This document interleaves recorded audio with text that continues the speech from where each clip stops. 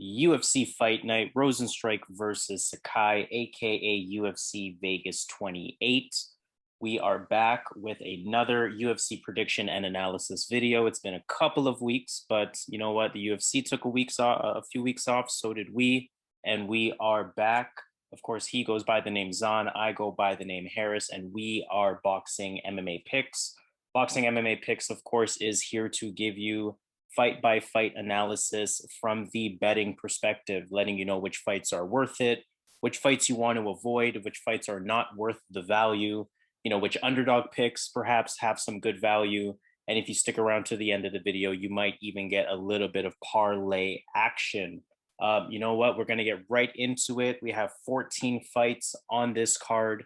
Jairzinho Rozenstruik versus Augusto Sakai is the main event. Before we get to the main event, of course, we have to do the main card. And before we get to the main card, we got to do our prelims. So we're going to get right into it in that case. Starting with fight number one, we have Claudio Puelles versus Jordan Leavitt. I'll start as usual with this fight. Let's take a look at Jordan Leavitt first. I mean, he's still an undefeated prospect at this point. He won via arm triangle choke in his Dana White Contender Series fight. And he also won in his debut versus Matt Wyman. Pretty impressive KO via slam on that one. The style of fighter he is, he's going to look for that takedown, look for him to attempt it early. He definitely prefers this fight on the ground. Very active on top, good at improving position. Not the heaviest ground and pound, but he'll definitely be someone that's going to look for positional advantages. And in some ways, I mean, he's a submission specialist. Most of his 8 wins are by submission. Pretty crafty on the ground, pretty crafty on top, pretty crafty on the bottom, and pretty relentless in his approach in looking to continue to keep this fight on the ground. When I look at Claudio Puelles, on the other hand, 2-1 in the UFC, pretty respectable, but he actually hasn't fought since September 2019. So right away, that's going to give us some question marks. We don't know what type of fighter we're going to see a year and a half later in the octagon. A pretty tall Muay Thai style of fighter. He's also a southpaw, so this is going to be a pretty good southpaw versus southpaw matchup here. On the feet, a bit of a hesitant striker. I mean, we see his striking rate there, 1.95 significant strikes landed per minute. Not the most active striker by any means. And I mean, he himself also has a bit of a ground game. I've seen him attempt submissions. I've seen him, scramble pretty decently. I've seen him pull guard or stay on his back in certain moments. I've seen him attempt single leg takedowns as well. So definitely has, some ability on the ground in his own right. Essentially, the way I'm looking at this is as a wrestler versus grappler type of matchup in some ways. Jordan Leavitt being the wrestler here, Claudio Puelles being, some elements of grappling. Although Claudio Puelles probably has the slightly better stand-up in this fight. But if I'm looking stylistically, I think this match favors Jordan Leavitt. I don't think Puelles is that dangerous on the feet per se, even if he does have an advantage. And I mean, I think Leavitt's wrestling is going to give him that ground advantage in this fight. So I look for Leavitt to kind of win via relentless wrestling on this one, grappling or positional improvements, I should say, on the ground. And I'm looking for him to capture, at least 2 of the 3 rounds. Yeah, this is a good match stylistically. When you look at it, we have 2 fighters that when they're fighting other guys, these guys usually have the grappling advantage, the jiu-jitsu advantage. And in this match, I think it's going to come down to who has the better jiu-jitsu. One thing you pointed out that I agree, they both can grapple, but Leavitt, I believe, has the better wrestling. So he can kind of dictate where this fight goes. Puelles, I agree with, he has slightly better stand-up. He definitely has a better stand-up. I feel if Leavitt can't get this to the ground, he's in trouble. So I think this can go either way, but I like Leavitt here. I think he can get this to the ground and kind of coast a 3-round decision here. He has good cardio, so he can do that for 3 rounds. And I think that he should be able to avoid the dangers with Puelles off his back, avoid the submissions, and either get a submission himself or just win a decision here. So I like Jordan Leavitt in this spot. Sounds good. So let's move on to fight number 2 in that case. And this is the fight that we've both been talking about for a little bit of time, especially with the odds the way that they are. We have in the featherweight division, Sean Woodson as the -190 favorite versus Youssef Zalal. At one point, was a pretty electrifying prospect at sitting at +160. How do you feel about this fight? Man, I think Youssef Zalal, he took a couple losses, so recency bias. The odds are having him as a pretty sizable underdog considering the matchup here. In this fight versus Woodson, Zalal arguably has the better kickboxing, has the better wrestling, has the better submissions, has the better leg kicks. But you got to give Woodson the boxing advantage. And in his frame, he's like 6'2", and he's a featherweight, right? So that's going to allow him to kind of piece up Zalal on the feet. But Zalal, as you know, has really good footwork here. I don't understand the odds here. When I first saw the fight here and I saw the odds, I was feeling Zalal. I think that he's a more well-rounded guy. And because he's the underdog, I have to go with Zalal in this spot. I think that if he can mix in some takedowns, get Woodson off his feet, or even throw in some leg kicks on this boxer, he can kind of mix it up. He has some options here that I think that make this a favorable matchup for him, even though Woodson is 6'2", which you think that he's a hard matchup for everyone. So, but I'm going to go with Youssef Zalal here. I think that he can mix in some wrestling, some kicks. He has really good movement around the ring. He has to avoid that boxing. He has to avoid the boxing exchanges and kind of mix it up. It's a mixed martial arts fight. So I'm going to go Youssef Zalal here to pull off the upset. Yeah, I'm gonna agree with the upset pick here. I mean, I agree with you in saying that I don't see why or where Sean Woodson is such a big favorite. I mean, -190 is a pretty sizable favorite, and I just don't see Sean Woodson being that. I think at the very least, this fight is a 50-50 coin flip in some ways. Both guys have their advantages in the way that you described. We know Zalal is coming off of the 2 losses, as you mentioned. Of course, he looked really promising as a prospect in the earlier part of 2020 before those 2 losses. So to your point, recency biases is definitely playing a factor here. But I do think those 2 losses, I think they will be a bit of a reality check for him. And I feel like we are going to get a much more focused Zalal this time around. If we think matchup wise, I mean, guys that beat Sean Woodson, they're guys that sort of have more toughness than him, guys that put the pressure on him. Guys that are willing to engage with him while using some clinching. I can't definitively say Zalal will be that, but to your point, Zalal has some advantages, in the clinch and the wrestling, potentially even with the kickboxing and maybe with the lateral movement as well. So even though I can't definitively say Zalal has a style that gives Woodson problems, I do think, again, Zalal is going to be very focused for this one. He can't lose 3 in a row at this point.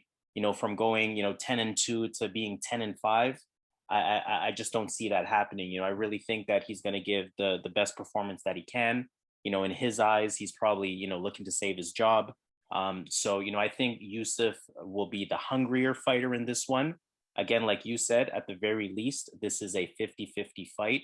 And if we're looking at the odds and we're seeing +160 for a 50-50 fight, you kind of just have to go with the underdog on this one. So, in the famous words of the betting world, I think this one is definitely a dog or pass situation. Either you're taking Youssef Zalal as the underdog, or you're completely avoiding this fight and just enjoying it as a mixed martial arts fan. But the underdog Zalal will be my pick as well on this one. So let's move on to fight number 3. A little bit of a discrepancy between ESPN and Tapology on this one, but nonetheless, we're going to talk about it the way we see it on ESPN. We have Manon Fiorot versus Maryna Moroz. I'll talk quickly about this fight as well. Starting with Maryna Moroz, boxer. That's probably the best way to put her style. Very clean technically with her boxing. She has good movement in the stand-up. Good in and out boxing movement. Pretty light on her feet as well. And I do like her jab, and I also like her 1-2 combination. So look for that to be a factor in this fight.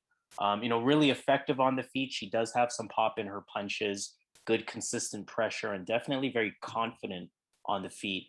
I've seen her shoot early in her fights recently as well, shooting for takedowns, although she doesn't really have the statistical takedown numbers at all. I mean, we see, dismal numbers there, 0.56 takedowns per fight, 18% takedown accuracy.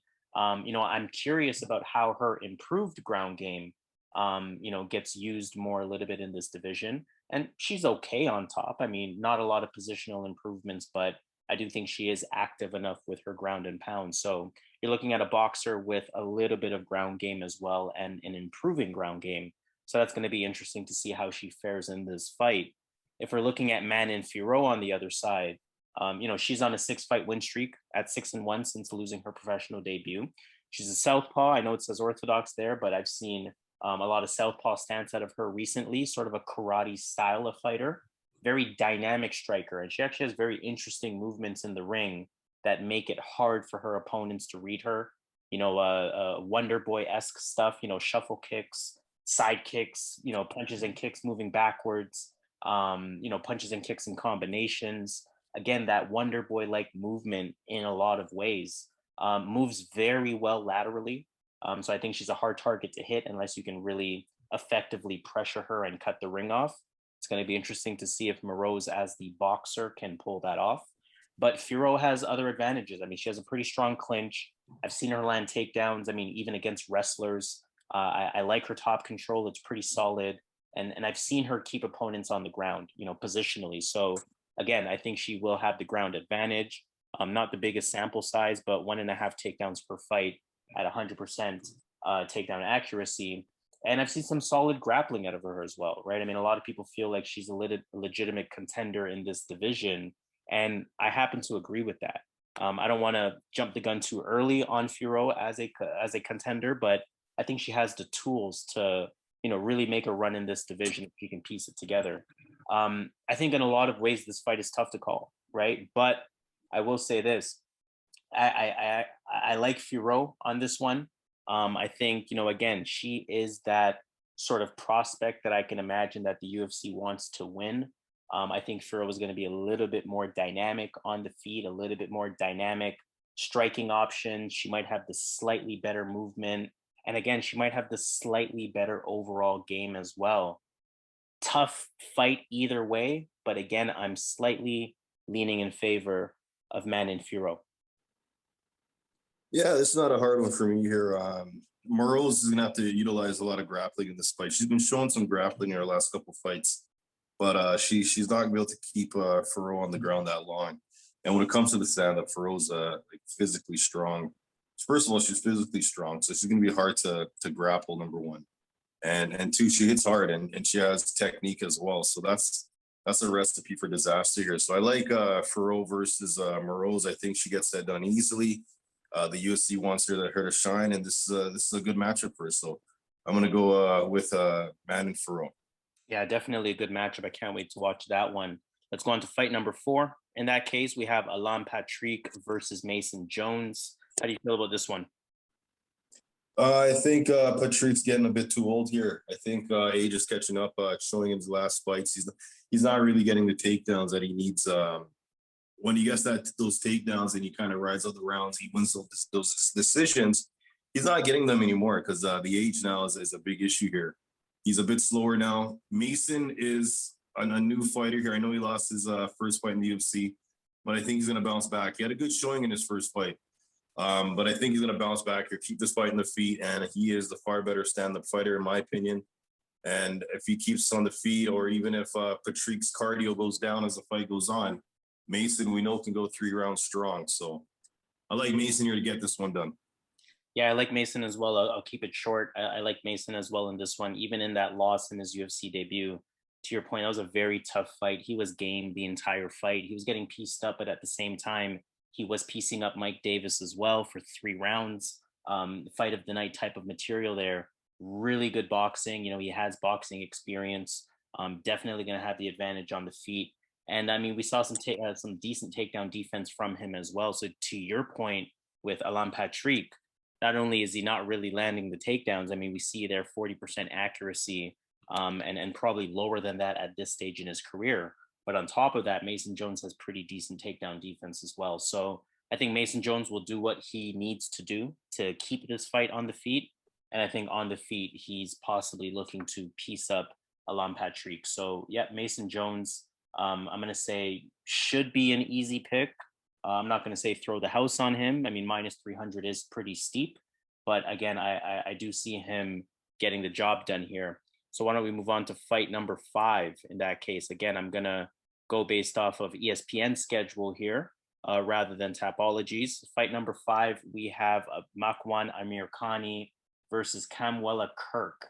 Now, this is an interesting one. I mean, this is a fight where both fighters kind of have a similar style. We look at Makwan Amirkhani. He's coming off of a loss to Edson Barbosa. That was in November 2020, of course. You can't be too mad at that, especially with the way Barbosa has been fighting at 145 recently. When we look at his record, 16-5, it's very important to note that 11 of his wins are by submission. So that kind of tells you, the style of fighter that he is and what he's going for in terms of the advantages that he may have. He's a southpaw on the feet, as we see. Not the most active hands. I mean, we see his striking rate pretty low. The stand-up is decent though, right? I mean, he moves pretty well on the feet. He takes his time. The hands are pretty quick when he does throw. He does dynamic things like flying knees. He can really diversify his striking. I wish he was somebody that striked a little bit more, because he does have kind of these striking tools to be, decently effective on the feet.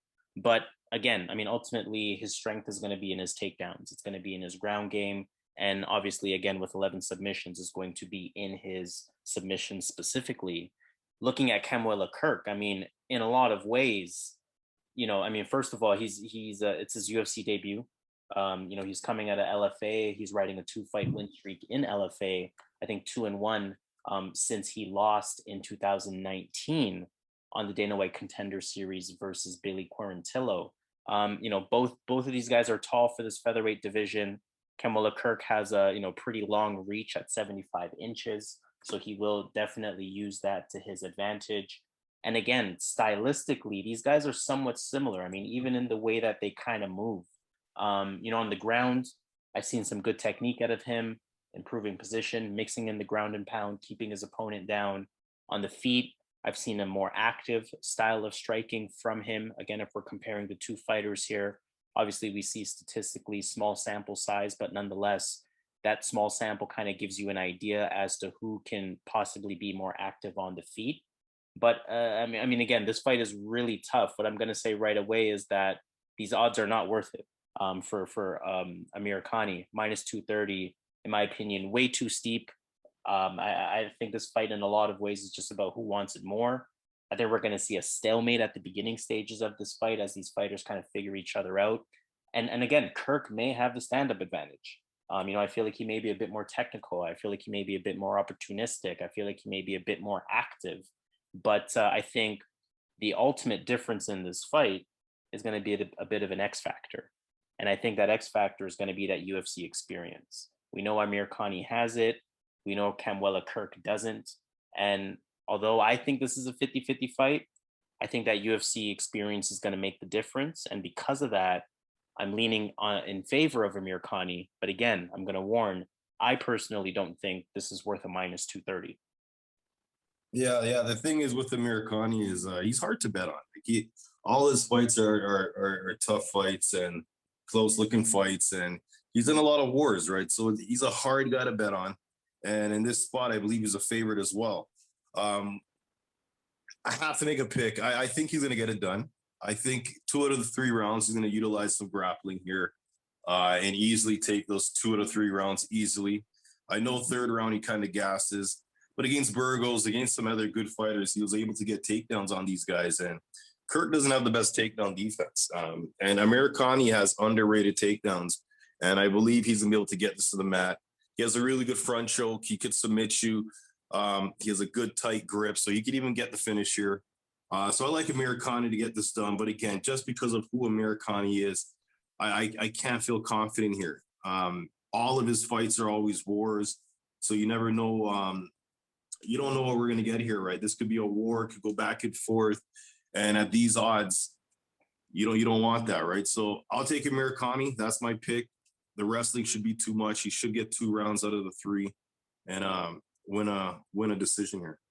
Yeah, and one more point I'll mention here. I don't necessarily think this is a dog or pass type of situation, but again, to your point and to both of our points, just who Amirkhani is and the style of fight that this is with his opponent Kamuela Kirk.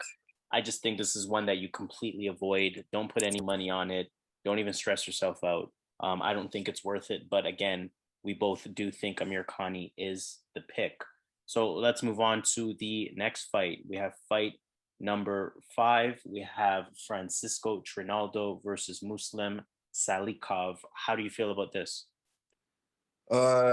Trinaldo, we know, is going up in weight. So we know this is going to be a tough fight for him moving up in weight here. Salikhov is a really good striker, the king of kung fu or something like that is his nickname here. And I think you might even have the wrestling advantage here because he's going to have the size.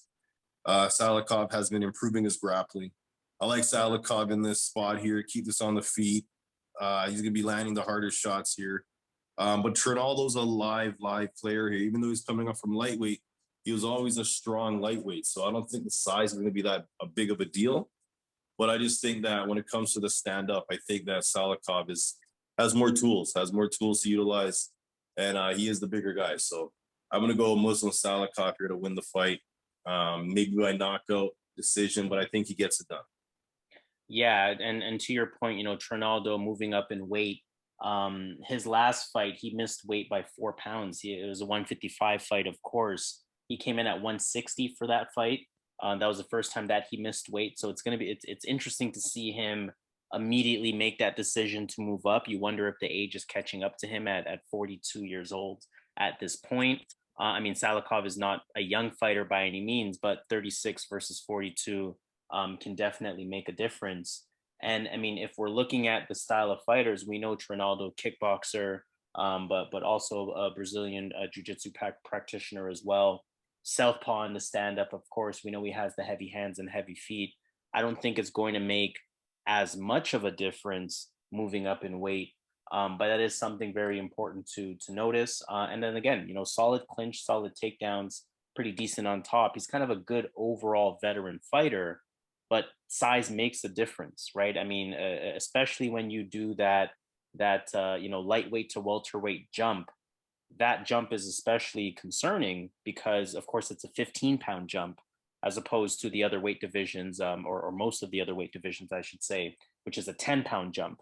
So I think, Muslim, to your point, is going to be the bigger fighter. He will have potentially the stand-up advantage. Actually, I do think he'll have the stand-up advantage. We know he has really good boxing. We know he has decent footwork. Maybe not the fastest on the feet, but I do think he's pretty light on the feet. He's going to stay at a range. Very solid spin kick as well, very agile on the feet. And he has that power. And again, at this age for Trinaldo, you wonder if he can take that power. Looking at Salikhov, 17 wins, 11 of them are by knockout, and he has very good IQ in the stand-up. Also, his takedown defense is really good. So I think he's going to, stop Trinaldo from bringing this fight to the ground if Trinaldo even attempts to do that. And then again, like I said, on the feet, I think he will have the advantage. So he's going to be my pick as well. Trinaldo is absolutely live here, to your point. I wish the odds were a little bit lower. I would definitely jump on a minus 190 type of pick. But at minus 240, not the worst odds. Maybe something you want to put on a parlay. Muslim Salikhov is going to be my pick as well. So why don't we move on to fight number 6, or fight number 7, I should say. We have Tanner Boser versus Ilir Latifi. This is an interesting one. Looking at Tanner Boser, I mean, he lost his last fight versus Andrei Arlovsky. He claims to have a karate background. That's, I guess, somewhat telling of what we can expect from him in the stand-up. But what I will say, based on what I see, pretty light on the feet, good movement, good low kicks. He'll use that as part of his fight from outside type of strategy. We know he has the pop in the hands, especially with the overhand right hand hook specifically. And I mean, he'll switch stance as well. He presents threats in both stances. The southpaw stance brings a lot of low kicks with him. The orthodox stance, of course, brings that overhand right. So look for him to use that stance switch, pretty effectively. And good speed for the division. And we know he comes in lighter. 232 was the weight for his last fight. So he comes in lighter as a heavyweight. That's going to give him that speed advantage versus a lot of guys, but only has that sort of one dimension to him, right? He's not really a ground threat at all. In 5 UFC fights, he has not landed a single takedown. I mean, we see he doesn't even have a rating for takedown accuracy because he hasn't attempted it. 100% defense on paper, which could be misleading, especially versus Ilir Latifi. But I mean, hey, those are the numbers on paper in 5 UFC fights. Looking at Ilir Latifi, on the other hand, he's on a 3-fight losing streak, right? So you definitely ask yourself if he's going to come out hungry and look to try to reverse his fortunes lately. His last win was February 2018, right? At 37 years old. It's kind of now or never for him. I mean, we know heavyweights kind of go for longer periods of time in their career. So you wonder if he thinks to himself he might have one more run, or you kind of wonder to yourself if he thinks he's done, which I don't think is the case. We know he's going to be shorter and stockier for the division. He's 5'10" as a heavyweight, kind of that Cormier style of build in terms of, you know, being shorter and stockier for the division. He's a former Swedish national team wrestler. So that's going to be where his strength is. We know he's going to have those advantages on the ground. To the point of Daniel Cormier, he's also trained a lot with Daniel Cormier. Looking at his stats, I mean, kind of disappointing. 2 takedowns per fight, 32% takedown accuracy. This is over a 13 UFC fight period. But again, that is a potential strength of his. On the feet, not the most active striker, like many heavyweights. I mean, his nickname is a sledgehammer, so he has a lot of power, at least when he was fighting at light heavyweight. Now, obviously, he's in the heavyweight division. Pretty sharp calf kick, and again, we're going to see a lot of switch stance from him. This one is very interesting because, you know, Boser, I mentioned, is a one-dimensional style of fighter, right? If you can figure him out, he doesn't really present any kind of adjustments or present any style of different type of game. We saw Andrei Arlovsky take advantage of that. Ilir Latifi, on the other hand, he has that wrestling, but his wrestling gets ineffective in certain moments. We saw it ineffective against Derek Lewis, but obviously that's a much different style of fighter than Tanner Boser. Derek Lewis was outweighing Ilir Latifi by 20 pounds at weigh-in, probably even more at the time of the fight. So, you know, I'm going to see, it's curious how his wrestling fares against a smaller fighter like Tanner Boser. We know that he had moments with Derek Lewis where he was able to turn him around and hold him against the cage. He was able to body lock him. He was able to get a trip for a few legitimate takedowns in the second round, specifically, if you watch that fight. Ultimately, what's interesting is that I haven't seen Boser against this style of fighter who's going to challenge him with the ground game. So I think look for Latifi to land those takedowns, perhaps on Boser's kick attempts. Latifi's cardio concerns me a lot. You know, a lot of reasons not to like Latifi in this fight, but there's too many question marks when I think about Tanner Boser not really going up against this style of fighter. I'm going to make a really almost stupid pick here. I'm going with Ilir Latifi. I think his wrestling might give Boser problems, at least for 2 rounds. I'm really concerned about his cardio, but let's see what that wrestling looks like in those first 2 rounds, because that might be enough to win the fight. So he's an underdog here at plus 170. I'm going with Ilir Latifi. Yeah, I'm with you here. I think this is a close fight here, whereas either Ilir or Latifi gets the takedowns, can utilize some top game for 2 rounds, win a decision, or Boser can keep this on the feet, where I believe Boser will eventually hurt Latifi in the stand-up. I'm with you as well, man. I think Latifi has a bit more skills. I think Boser's a bigger guy. I get it why he's the favorite. I think this is 50-50. I personally, I'm not betting this. Stay away from this one. But I'm going to take the underdog here. I'm going to go with Ilir Latifi as well. I think that he has a bit more to his game. He has a bit more MMA than Boser does. Boser's kind of a stand and bang, sprawl and brawl kind of guy. Keep this on the feet. While Latifi can kind of keep it on the feet a bit, but he also has that wrestling that in his back pocket. So he's more well-rounded than me. And I think this is a spot that he could pull off the upset. I won't be surprised Boser wins, but I'm going to roll with Ilir Latifi. Yeah, definitely. So we're definitely thinking along the same lines for that one. So why don't we move on to the final fight of our prelims? Again, according to the ESPN schedule thus far, we have Montana De La Rosa versus Ariane Lipski. How do you feel about this one? I believe we know Lipski is a Muay Thai fighter. She has the better stand up here. This stays on the feet. She should be the better fighter here, the smoother. She has that Muay Thai. But Montana De La Rosa, though, looking at this fight on paper, she has that grappling. She has that grappling edge, and Lipski has a weakness in takedowns. So we know Montana has some takedowns for that division that I have to think that she's going to be able to get this fight to the mat. And we know that Lipski has a hard time defending the takedowns and also has a hard time getting back up. So I'm going to go Montana De La Rosa here. I think that the wrestling advantage is pretty big here. But again, Lipski can come out a different fighter. She can easily fix her takedown defense and keep this on the feet and style on De La Rosa, right? So but I don't think that's going to happen. I think Montana's going to get this to the mat. I don't think you can improve that much in wrestling in such a short period of time from her last fight. So I think Montana gets this to the mat, utilizes the wrestling, gets a unanimous decision. Yeah, I'm definitely in agreement with that pick. I mean, we know to your point, Ariane Lipski, she's at a huge disadvantage versus fighters with the ground game, and Montana De La Rosa is that style of fighter. Don't be alarmed by the numbers, 2 takedowns per fight at 30% takedown defense. You know, De La Rosa definitely has that ground game. She does have an improved style of stand up, and you kind of ask yourself if that improved style of stand up is actually going to work against her at least early in the fight, because she might try it. And she's going up against a fighter that has much better stand up than she does in Ariane Lipski. And Ariane Lipski, she has heavy hands, right? She's flat footed, she's heavy on the feet, but she can definitely crack. So if she may catch Montana De La Rosa early in this fight, hurt her, and it's the beginning of the end. But what we're kind of expecting is we are expecting De La Rosa to kind of game plan, use the takedowns to her advantage, use her ground advantage in this one. She can keep you down. She can really, engage in a ground battle rather than just kind of letting her opponents back up.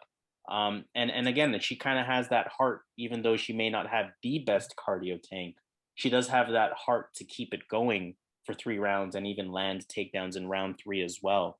So I think what we're going to get from this, I do think we'll get a unanimous decision. I think possibly you're looking at two scorecards at a 30-27, maybe one scorecard at a 29-28 in a pretty close third round. But Montana De La Rosa, what I will say though, hard to bet maybe against Lipski, maybe hard to bet for De La Rosa. These odds are way too steep, in my opinion. If I saw a minus 165, I'd be all over Montana De La Rosa, but minus 270, there's no way. So I'm not betting on this one, but again, I do think stylistically, Montana De La Rosa has the advantage here, so she will be my pick as well. I know we've been telling the listeners, of course, a lot of fights to avoid. Why don't we take it to Vegas in that case and sort of talk about maybe which underdog pick perhaps we're feeling? All right, underdog wise, I like Youssef Zalal. Yeah, yeah, that's definitely. I think that is the underdog pick of the prelims. Plus 162, definitely a lot of good value there as an underdog. If I'm going to perhaps provide one more underdog for the listeners here, I will probably go in the direction of Ilir Latifi. Not a trustworthy pick here, but again, to our commentary, I think he has the tools to get it done versus a somewhat one-dimensional Tanner Boser. So that could be an additional underdog that you take a look at. But if there is one underdog that just makes the most sense, I definitely agree with that Youssef Zalal pick.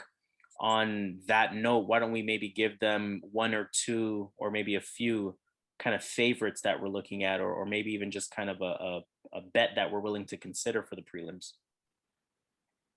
Okay, so parlay wise, I like Manon Fiorot to get that done. And I like Muslim Salikhov to get that done. I think he gets that done. I'm not mad at that at all. And Jordan, I'm going to throw in Jordan Leavitt. I believe in his wrestling and grappling. Yeah, I'm not mad at that at all. You have 3 fights there, plus 233. We know $100 is going to get you 333 in return. For our bigger bettors, $250 will return 833 on that one. Let me just take a quick glance here, see if I disagree or see if I have any different picks here. I think Mason Jones maybe a little bit too much there at minus 300. Cannot trust that our Amirkhani fight at all. Cannot trust that De La Rosa fight. Cannot trust that Boser fight. And I mean, Zalal is kind of a, betted on its own type of thing as opposed to any parlay action. So I'm actually in full agreement there in terms of the 3 fights. I'm going to go with those 3 as well. Manon Fiorot, Muslim Salikhov, and Jordan Leavitt. So let's wrap it up at that. This was the prelim video for UFC Vegas 28, aka UFC Fight Night, Jairzinho Rozenstruik versus Augusto Sakai. As usual, do all of that algorithmic stuff that helps us out. We would definitely appreciate it. Subscribe to the channel, like this video, and let's have some good banter in the comments. Let us know which favorites you're considering, which underdogs you feel like has the best chance on the prelims. Let us know perhaps which parlays you're looking at, and if you want some additional opinion about piecing those specific fights together.